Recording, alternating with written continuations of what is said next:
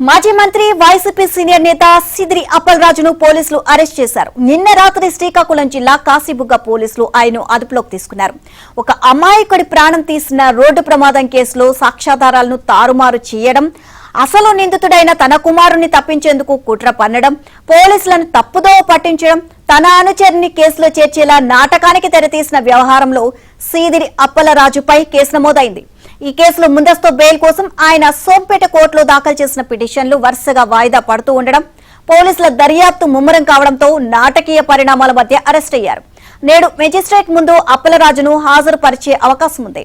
రాత్రంతా కాశీబుగ్గ పిఎస్ లో సిదిరి పోలీసులు విచారించారు.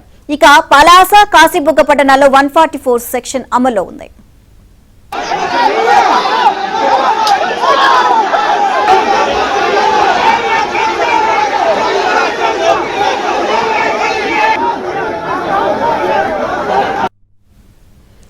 పలాసలోని ఆయన స్వగృహంలో ఉండగా అదనపు ఎస్పీ రమణ, డీఎస్పీలు భవానీ, వివేకానంద పోలీసులు వెళ్లారు.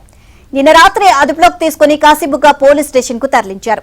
రోడ్డు ప్రమాదం కేసులో ప్రధాన నిందితుడైన సిదిరి కుమారుడు ఆరవ్ వర్మ, వీరికి సహకరించిన అనుచరుడు సిద్ధార్థ్ త్యాడి ఇప్పటికే శ్రీకాకుళం జిల్లా జైల్లో రిమాండ్ లో ఉన్నారు. వారిద్దరూ దాఖలు చేసుకున్న రెగ్యులర్ బెయిల్ పిటిషన్లను సోంపేట కోర్టు కొట్టివేసింది.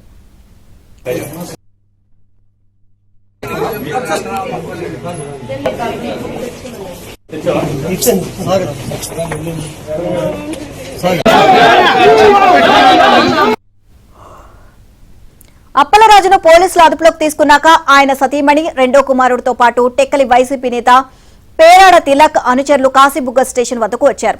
కొద్దిసేపు 3 రోడ్ల జంక్షన్ వద్ద ర్యాలీ చేశారు.